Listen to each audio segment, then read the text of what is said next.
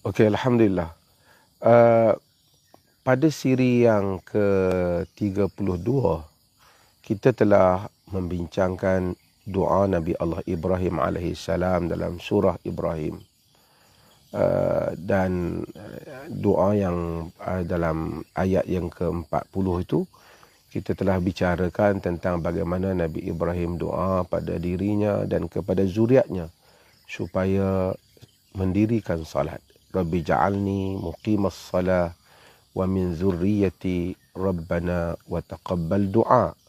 Wahai Tuhanku, jadikanlah aku orang yang mendirikan salat, demikian zuriat keturunanku. Wahai Tuhan, terimalah doa ni. Nabi Ibrahim alaihissalam dia tidak terhenti di situ saja. Dia sambung satu doa lagi yang mana Nabi Ibrahim telah doa pada ayat 41. Dan mudah-mudahan kita juga mengamalkan ayat ini kerana padanya ada kebaikan yang banyak. Iaitu Nabi Ibrahim telah berdoa seperti mana firman Allah Ta'ala dan syaitan rajim. Rabbi ghafirli wali walidayya walil mu'minin yawma yaqumu hisab. Ini adalah pendek saja doa dia. Rabbi ghafirli wali walidayya walil mu'minina yawma yaqumul hisab. Maksudnya ialah, wahai Tuhan kami, ighfirli, oh our Lord, wahai Tuhan kami, ighfirli, ampunkanlah aku. Ampunkanlah aku. Wali walidayya, dan kedua ibu bapaku, walil mu'minin, dan kepada orang-orang yang beriman. Yauma yaqumu hisab, pada hari ditegakkan hisab, yakni pada hari kita akan berdiri di hadapan Allah Subhanahu wa taala.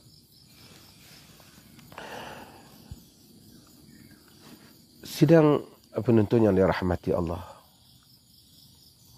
selalu kita telah ulang dalam siri-siri kita ni, di dalam keseluruhan segala doa yang kita doa dalam hidup ini, doa yang paling kita perlukan ialah doa keampunan Allah kepada kita. Tapi lalu, doa keampunan Allah Azza wa Jalla kepada kita, supaya Allah mengampunkan kita. Dan Allah menjanjikan kepada orang yang memohon keampunan kepadanya selalu itu, dengan berbagai janji yang hebat dalam Al-Quran. Sebab itu orang yang selalu beristighfar, kita akan melihat kelebihan-kelebihan yang banyak yang Allah berikan kepadanya di dalam kehidupannya. Maka dengan itu, Allah di dalam Al-Quran kita akan tengok dan sunnah Nabi SAW sentiasa mengulangi doa ini, diulangi dengan memohon keampunan Allah Jalla wa'ala. Nabi Ibrahim alaihissalam, dia seorang Nabi. Bayangkan dengan segala kebesaran kedudukannya sebagai seorang Nabi, pun begitu yang dia pohon kepada Allah agar Allah mengampuninya.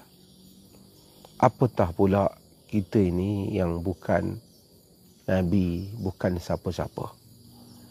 Maka terlebih kita perlukan doa keampunan. Sebab itu setiap hari kita tidak boleh kurang daripada jumlah yang banyak memohon keampunan Allah. Kalau Nabi pohon 70, 100, kita patut beribu-ribu memohon keampunan Allah Jalla wa'ala. Nabi Ibrahim kata, Rabbana ghafirli, wahai Tuhan kami, ampunlah aku.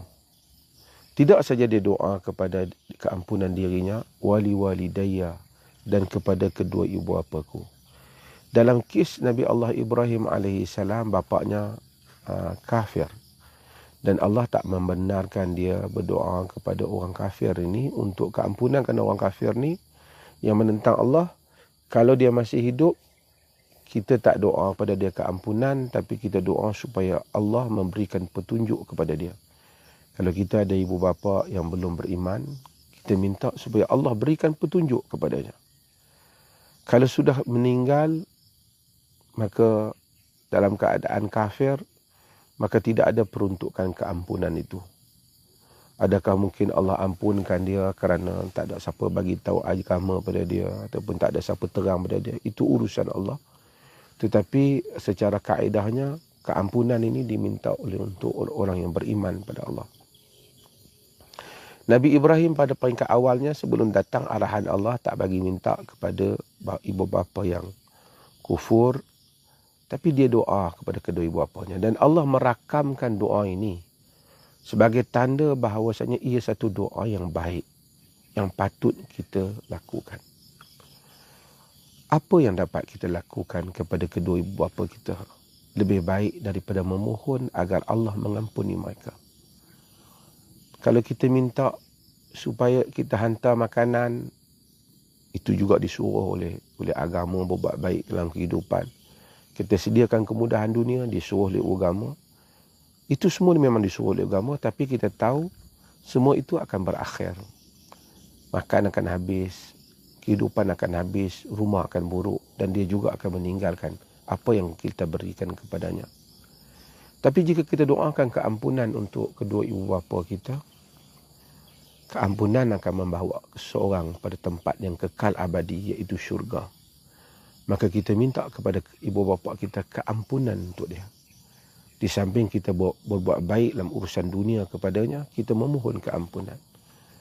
Dan apatah lagi kalau apabila kedua ibu bapa kita tidak ada. Sebagian orang dia meratapi dan mengingati ibu bapanya yang pergi. Ya, tetapi apa yang lebih dapat kita lakukan lebih daripada memohon keampunan kepadanya? Quran semasa ibu bapa hidup menyatakan, وَاخْفِضْ لَهُمَا جَنَاحَ الذُّلِّ مِنَ الرَّحْمَةِ وَقُلْ رَبِّ ارْحَمْهُمَا كَمَا رَبَّيَانِي صَغِيرًا. Rendahkan untuk mereka berdua sayap kehinaan daripada kerahmatan, dan katakanlah, Tuhanku, kesianlah mereka berdua seperti mana mereka membesarkanku, mendidikku semasa aku kecil. Ini ketika mereka hidup, kita minta Allah kesian kepada ibu bapa kita. Mereka mati pun minta rahmat Allah juga kepada mereka juga, dan keampunan agar Allah mengampunkan mereka. Tidak ada jasa yang lebih besar yang dapat anak berikan pada ibu bapa apabila kedua mereka meninggal, melebihi daripada memohon keampunan kepadanya. Ibu bapa kita yang ada di sana, kita nak cakap tak boleh dah. Kita nak pergi tanya khabar dia dah tak ada dah. Apa yang dapat kita lakukan, dia akan merasai, Masya Allah, hari ini telah datang keampunan Allah padaku. Dan akan ada ibu bapa seperti mana hadis Imam Ahmad yang mendapati banyaknya kurniaan Allah pada dia. Lalu dia tanya, min aina hadha? Ini daripada mana? Hadha min istighfari ibnik waladik. Hadha min istighfari waladik. Ini daripada istighfar anakmu untuk kau. Anakmu istighfar waladik laka. Anakmu istighfar untukmu. Jadi anak tu istighfar untuk ibu bapa. Sehingga akhirnya ibu bapa yang berada di sana menikmati kurniaan Allah Jalla wa'ala di atas anak yang saleh.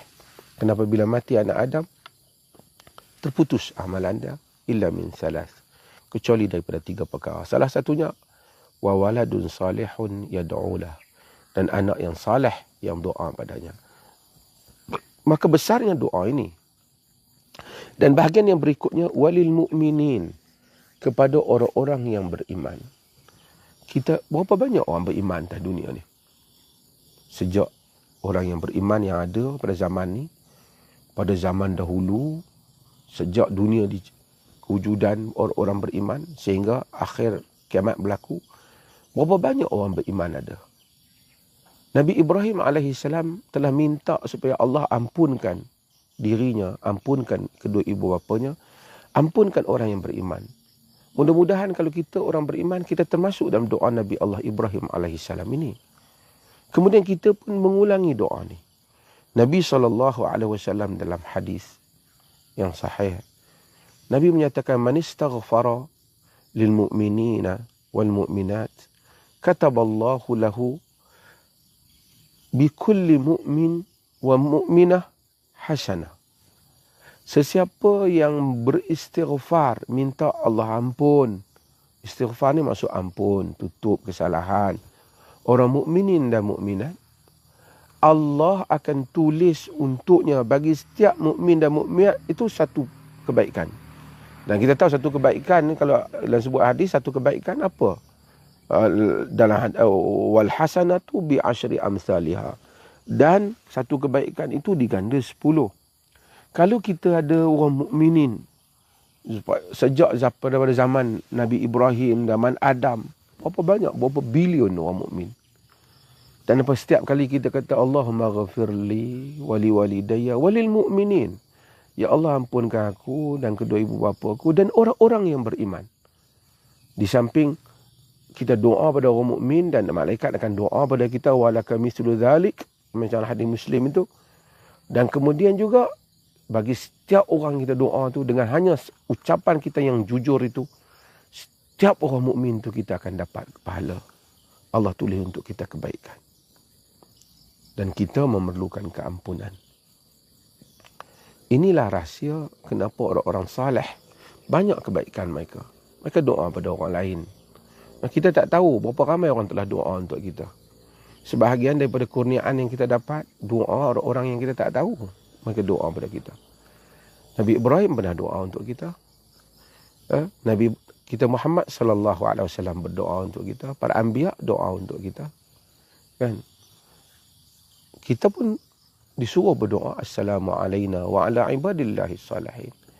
Salam untuk diri kami dan salam kepada seluruh hamba-hamba Allah yang saleh. Sejahtera kita minta dalam solat, tapi kita tak perasan bila kita tidak menghayati makna salat. Jadi kita meminta kepada orang-orang mukmin, Allah mengampunkan orang mukmin. Dan itu tanda di samping perkataan kita sekali dengan jujur, ikhlas, ya Allah ampunkan aku. Ampunlah kedua ibu bapa aku, ampunlah kaum mukminin. Tapi kerana satu perkataan tu bagi setiap mukmin yang pernah ada, bagi setiap orang yang beriman tu, Allah tulis kebaikan untuk kita. Masya Allah. Macam mana kalau kita sebut 2 kali, 3 kali, 4 kali, 10 kali, 100 kali. Sebab tu kita Allahumma ghafiril muslimina wal muslimat wal mu'minina wal mu'minat. Macam kita duk dengar macam dalam khutbah tu, kita aminkan. Kita aminkan. Amin. Dan tanda orang mukmin ni, kita hanya doa pada orang yang kita ingat. Kita sayang, kita doa untuk dia. Ibu apa kita sayang, kita doa pada dia. Tapi innamal mu'minuna ikhwah. Orang mukminun ni bersaudara. Kita sayang pada orang mukminun. Kita sayang kerana dia beriman dengan kita. Macam kita berdoa pada dia. Kita tengok orang Palestin, walaupun dia bukan adik-beradik kita, kita sayang kat mereka. Kerana mereka beriman macam kita. Kita geram, kita marah apabila kita tengok apa yang orang lakukan pada mereka. Tapi kalau kita munafik, kita nifak. Kerana dalam Quran ni ada orang beriman, ada orang kafir, ada yang munafik. Munafik, dia tak sayang pada orang mukmin. Dia banyak helah dia. Sebab tu saya kadang tengok bila munafik, orang kafir cakap tentang Palestin, kita Palestin tu lah yang mulakan dulu, dia pun samalah sokong orang kafir. Kenapa kita heran nama-nama Islam? Kadang-kadang tengok pakai tudung, kadang-kadang tengok cakap macam selawat, kadang-kadang bismillah, tetapi kenapa macam tu? Kerana fi qulubihim marad fazadahumullahu marada. Pada jantung hati mereka ada penyakit, Allah tambah untuk mereka penyakit. Sebab itu kita baca dalam surah Baqarah, banyak Allah cerita tentang orang-orang munafik. Mereka tak bersama jiwa mereka dengan orang mukmin. Anak mereka di rumah ada main pestun mainan, hari kebangsaan tengok adalah tunjukkan tentera, di sekolah ada. Mereka di rumah Netflix pun tengok filem-filem yang ada tembak-menembak. Tapi bila orang kafir kata kalau buat hari Palestin pakai macam tu, itu macam menggalakkan keganasan di sekolah. Dia yang beriman ni, yang mengaku beriman ni, pi sokong. Tasyabahat qulubuhum, Quran dah. Macam mana diri orang tu, jantung hatinya sama dengan kufar. Dalam hal yang seperti itu. Na'udzubillah. Orang mukmin hatinya sama dengan orang mukmin. Orang mukmin sama sedih dengan orang mukmin. apalah sangat anak pakai macam tu dibandingkan apa yang berlaku di Palestin. Tapi apa yang difikir dunia dia, apa yang difikir redha dia. Itu yang kita jangan heran. Kalau nampak macam mengaku Islam, bismillahirrahmanirrahim, bila cakap dengan kita, tapi takut bila orang bertakbir Allahu Akbar. Kenapa? Nak jaga hati orang kufar lebih daripada nak jaga kaum muslimin dan mukminin. Orang mukminin sayangkan orang mukmin. Sebab itu Allah ajar kita supaya kita doa kepada orang mukmin. Allah ajar kita supaya kita sama dengan orang mukmin. Innamal mu'minuna ikhwah. Kerana orang mukminun itu bersaudara. Kita sayang pada orang mukminun. Sebab tu kita takut, antara benda yang kita takut ialah nifaq, kemunafikan. Wa idza laqul ladzina amanu qalu amanna wa idza khalau ila syayatinihim qalu inna ma'akum innama nahnu mustahzi'un. Bila jumpa orang mukmin, kami beriman, kami nak Islam, kami pun nak Islam. Tapi apabila mereka bersendirian dengan syaitan-syaitan mereka, mereka kata kami bersama dengan kamu. Kami pendirian kami macam kamu. Kami tak sokong orang ni, pengganas ni, orang mukmin. Mengaku Islam, pakai tudung, cakap juga untuk kepentingan masa depan anak-anak dan seumpamanya. Dia tak fikir perhubungan persaudaraan, kasih sayang dan cinta di kalangan kaum mukminin. Sebab itu maka mudah-mudahan Allah Subhanahu Wa Taala dengan ajar kita doa-doa yang seperti ini lagi menimbulkan perasaan dan kecintaan kita kepada kaum mukminin. Kita sentiasa ingat apabila kita balik ke akhirat, syurga penghuninya orang mukminin. Dan seseorang akan dibangkitkan bersama dengan siapa yang dia cinta. Sebab itu apabila satu orang mari tanya Nabi dalam hadis, "Ya Rasulullah, mata sa'ah?" Wahai Rasulullah, bila kiamat? Nabi SAW menyatakan, Nabi tak jawab. Kemudian Nabi kata, "Madza sta'adatta laha?" Kau siap apa untuk kiamat? Dia kata, aku tak siap, masta'adatu kathiran illa inni uhibbullah wa rasulah. Aku tak siap banyaklah, tapi aku cintakan Allah dan Rasulnya. Nabi kata, anta ma'aman ahbabta. Engkau bersama dengan orang yang kau kasih. Kalau kita kasih orang mukmin, kita bangkit bersama orang mukmin di akhirat kelak. Kalau kasih kita pada kufar, pada Yahudi, pada Zionis, pada siapa saja yang menyentang orang Islam, yang mengutuk kaum muslimin kita, kita dibangkitkan di akhirat bersama dengan mereka. Saya masih ingat seorang yang kaya, Masya Allah,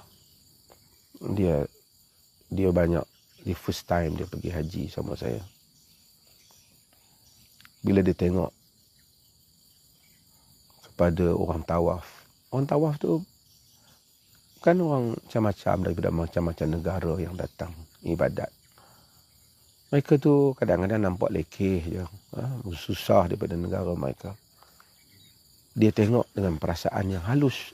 Dia kata pada saya, bila saya tengok mereka ini, saya menyedari bahawasanya di akhirat kelak jika Allah memasukkan saya dalam syurga, mereka inilah saudara-saudara saya.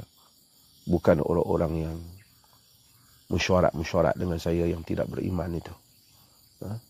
Masya Allah, Allah campakkan dalam jiwa kita. Dunia akan pergi. Segala kepentingan kita juga akan pergi. Perhimpunan kita ialah dengan kaum mukminin. Sebab itu Allah menemplak orang-orang munafik. Munafik ni dia banyak akal dia. Rahmat untuk semualah, kita lah, macam-macam akal dia. Untuk membolehkan dia mempertahankan kufar. Allah kata mengenai mereka ini, maka wa qalu in raja'na ila al-madinati la yukhrijanna al-a'azzu minha al-azal. La yukhrijanna al-a'azzu minha al-azal.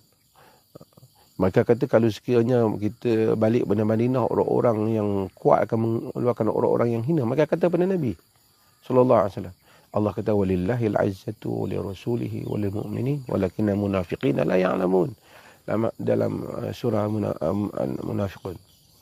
Bagi Allah itu kemuliaan, bagi orang mukmin. Bagi Allah dan Rasul kemuliaan, bagi orang mukminin. Tapi orang munafik itu tak tahu, kata Allah. Sebab tu kita mudah-mudahan kita tahu kemuliaan kita bersama dengan Allah dan Rasul dan orang mukminin. Dan kita doa untuk orang mukminin, bagi setiap doa kita itu Allah Subhanahu Wa Taala mudah-mudahan memberikan ganjaran yang besar kepada kita, insya-Allah. Insya-Allah, sehingga kita bertemu lagi, dan tolong kongsikan link kita ni, insya-Allah, untuk didapati oleh sahabat-sahabat kita yang lain, dan semoga kita sama-sama amalkan doa Nabi Allah Ibrahim pada ayat yang ke-41 daripada surah Ibrahim ini, iaitu Rabbana ighfirli, atau kalau kita sambung Rabbana ighfirli wali walidayya walil mu'minina yawma yaqumul hisab, yawma yaqumul hisab. Rabbana ighfirli, wahai Tuhan kami, ampunlah aku wali walidayya, dan kedua ibu bapaku, walil mu'minina, kepada orang mukminin, yauma yaqumul hisab, pada hari berdirinya hisab, yakni perhitungan Allah Subhanahu Wa Taala. Hari itulah hari yang penting, lebih penting pada hari PIBG kita ke, daripada hari mesyuarat kita ke, hari perhimpunan negara ke, hari kemerdekaan ke. Hari yang penting ialah hari kita berdiri di hadapan Allah Jalla wa'ala. Sekian, wassalamualaikum warahmatullahi wabarakatuh.